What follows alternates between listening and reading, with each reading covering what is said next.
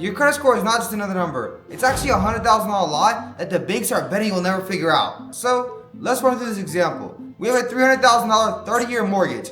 Who do you think is going to pay more in the long run? We have person A over here who has a 740 credit score, while person B actually has a 580 credit score. Same house, same mortgage, two different credit scores, right around $1,950 a month. While person B actually has a 580 credit score, and let's guess what he pays.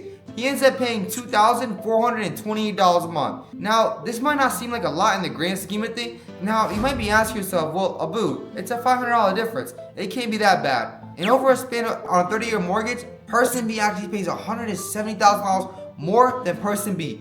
Just by being able to have a lower credit score, person B almost pays double the mortgage that person A pays. But that's not even what's messed up. What's really messed up is that banks want you to have low credit score. Banks don't want you to have great credit. They want to be able to profit off of your bad credit because, let's face it, at the end of the day, banks will always make more on a subprime borrower than they ever will on a prime borrower. Now, what's a prime borrower and what's a subprime borrower?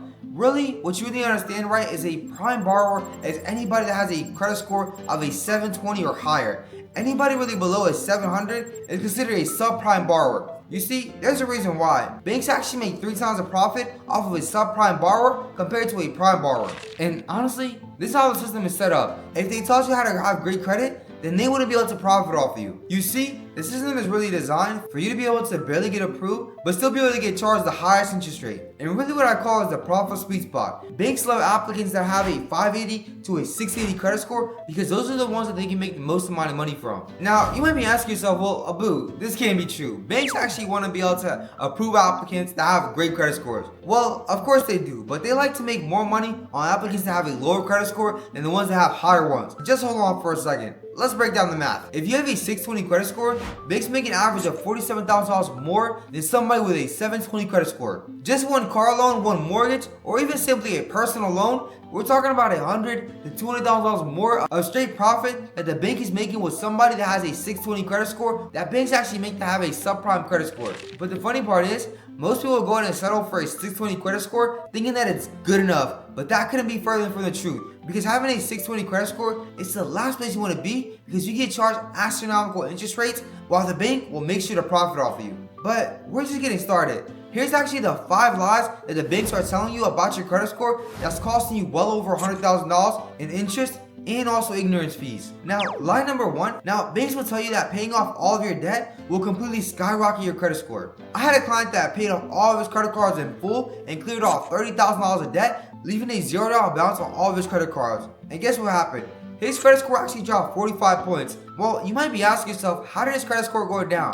Well, because after he paid off his debt, he ended up closing his account, which completely reduced his overall credit score and significantly dropped his score. The banks won't tell you this, but they don't want you debt free. They want you to be able to utilize their credit and be able to manage it really well. And so instead of paying off all of your debt and leaving a 0% utilization, what you really want to do is get around a 5% to a 7% utilization. That way you're able to keep the accounts open and run a small subscription so the banks know that you're utilizing it. So once you guys actually pay a credit card to 0, the fact that it doesn't report a balance will actually not count against your FICO score. So that's why you want to make sure you keep it open and also leave a very small balance to a point where you have below 10% utilization, but just enough to where it actually reports more than a 0% utilization. Now, lie number 2 is that the banks will tell you that checking your credit score will actually hurt your score.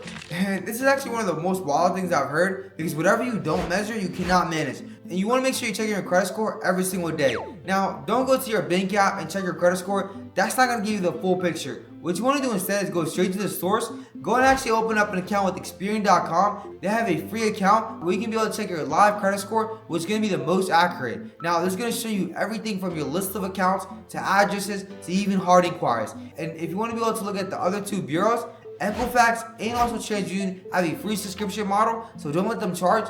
Make sure if you sign up, don't let them charge you at all. It's completely free. And that way you're able to see all of your accounts to know exactly what's on your credit report so you can be able to diagnose any future issue that may happen. Now, whenever you open up these credit accounts, you always want to make sure you check for errors because 29% of all Americans, that's 1 out of 3 Americans, have an error on your credit report. So the likelihood of you actually having an error on your credit report is extremely high. So you want to go ahead and make sure to check it from the actual source. Now, lie number 3 is that you need perfect credit in order to be able to get approved. The biggest misconception that I see people have is that they often only look at their credit score and not their credit report. I've seen people with a 780, 790 literally get denied, while somebody with a 680 credit score but has a strong report get approved without a single issue. The difference is one has a strong credit report while the other one has a thin credit report. And whenever an underwriter is evaluating a credit application, they don't look at the score whatsoever. They look at the credit report because they're looking for comparable credit. If you have comparable credit,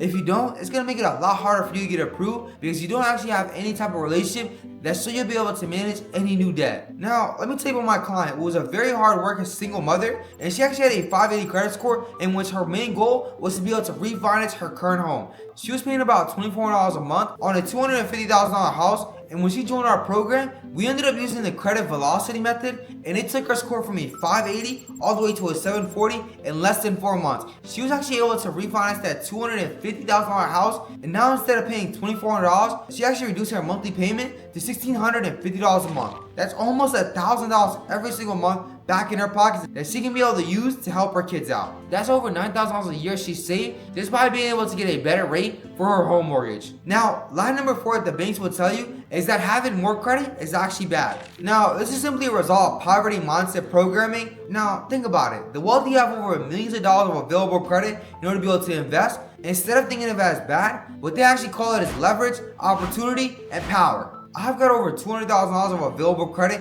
at my disposal, and really all I do is make sure to utilize it and then pay it off in full every single month. That way I'm able to keep my utilization low and also be able to keep capital set aside just in case the right opportunity presents itself. Now, the 5th lie that banks will tell you is that credit repair will take years. Being able to fix your credit, whether it's a bankruptcy, a charge off, a late payment, most bankers are going to tell you it takes 7 years, it takes 10 years, it even takes 5 years. And that couldn't be further from the truth. This is one of the biggest lies, that credit repair can take years. We've actually got clients that got results in less than 30 days. And the majority of our clients actually finish our program anywhere from 3 to 6 months. So credit repair does not take years at all. Now, if you want to learn more on how we can help your credit and funding needs, the link should be down below. So check it out if you're interested. And the reason why banks want you to believe this, because most credit repair companies, and if you have somebody charging you a monthly subscription fee, do you think there's going to be any urgency for them to actually repair your credit quickly? Credit bureaus still have to abide by the laws, and if you send out a dispute to the credit bureaus,